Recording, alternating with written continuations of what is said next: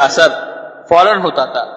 اس اثر کے تحت زائرین ذہن میں جو بھی تصویر بٹھائی جاتی تھی اور کانوں میں جو آوازیں ڈالی جاتی وہ اسے 100% صحیح اور حق سمجھ لیتے تھے۔ اسی نشے کا اثر تھا کہ لوگ باہر جا کر اندر آنے کی خواہش کرتے تھے۔ انہیں معلوم نہیں تھا کہ یہ عقیدے کا اثر نہیں بلکہ اسے نشے کا اثر ہے جو انہیں کھجوروں اور پانی میں دیا جاتا ہے۔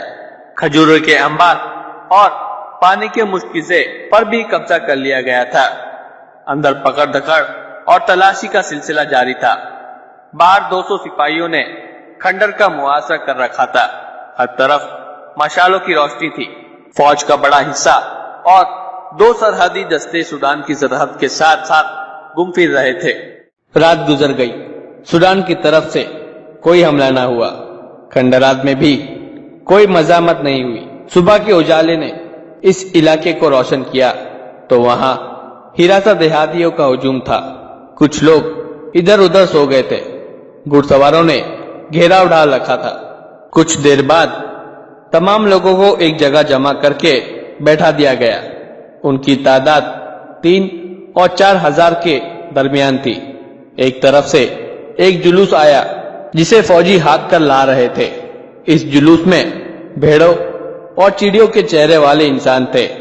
اس میں مکروہ اور بڑی بھیانک شکلوں والے انسان بھی تھے، اور اس جلوس میں وہ تمام مخلوق تھی جو لوگوں کو کھنڈر کے اندر دکھائی جاتی تھی، اور بتایا جاتا تھا کہ یہ آسمان سے ہے جہاں یہ لوگ مرنے کے بعد گناہوں کی سزا بھگت رہے ہیں۔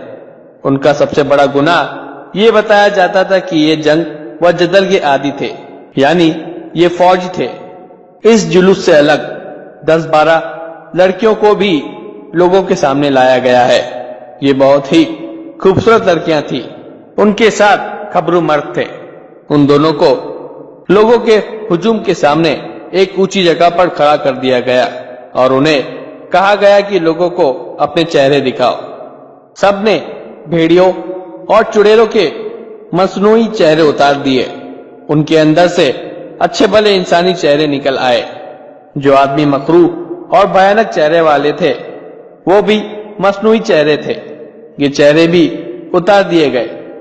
لوگوں سے کہا گیا کہ وہ ان آدمیوں اور لڑکیوں کے قریب سے گزرتے جائے اور انہیں پہچان لے۔ لوگ تو اس پر حیران ہو گئے کہ یہ آسمان کی مخلوق نہیں، اسی زمین کے انسان ہیں۔ لوگوں نے قریب سے دیکھا تو ان آدمیوں سے بہت سے پہچانے گئے۔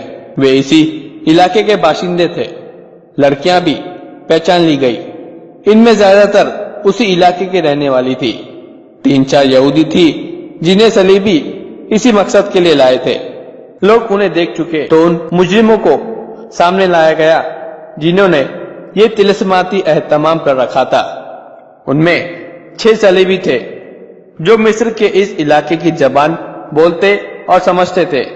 انہوں نے بہت سے آدمی اس علاقے سے اپنے ساتھ ملا لیے تھے۔ رات کو گرفتاری کے بعد ان سے اعتراف کرا لیا گیا تھا کہ انہوں نے 3-4 مسجدوں میں اپنے امام رکھ دیے تھے جو لوگوں کو غیر اسلامی نظریات کے معتقد بنا رہے تھے۔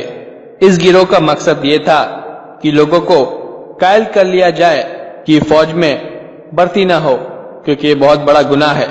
یہ گروہ اس مقصد سے کامیاب ہو چکا تھا۔ ان ترکیب کاروں نے یہ کامیابی حاصل کر لی تھی کہ اس علاقے کے لوگوں میں سوڈانیوں کی محبت پیدا کر دی تھی اور ان کا مذہب تبدیل کیے بغیر ان کا مذہب تبدیل کر دیا تھا۔ لوگوں سے کہا گیا کہ اب وہ جا کر کھنڈر میں گھومے پھرے اور اس فریب کاری کا ثبوت اپنی آنکھوں سے دیکھے۔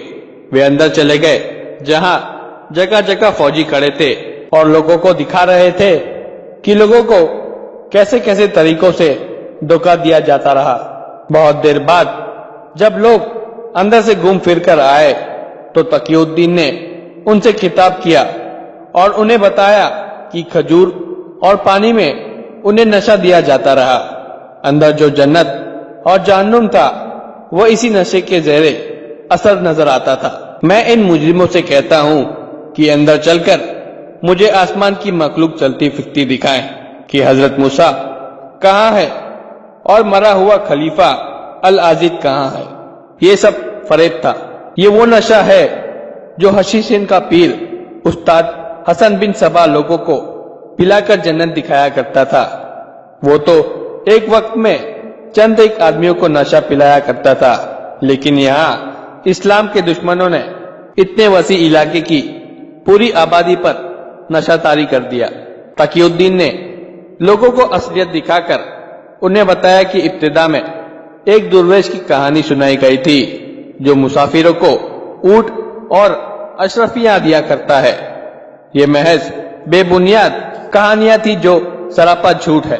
کہانیاں سنانے والوں کو تمہارے دین ایمان کے دشمن بے درک دولت دیتے ہیں۔ تقی الدین نے اس فریب کاری کے تمام پہلو بے نقاب کیے، اور جب اس نے مجرموں کی اصلیت کو بے نقاب کیا تو لوگ خوشی میں اٹھ کر کھڑے ہوئے اور انہوں نے مجرموں پر حلہ بول دیا۔ اس وقت لوگوں کا وہ نشہ اتر چکا تھا جو رات کو انہیں کھجور اور پانی میں دیا گیا تھا۔ فوج نے ہجوم پر قابو پانے کی کوشش کی، لیکن انہوں نے تمام مجرموں اور لڑکیوں کو جان سے مار کر چھوڑا۔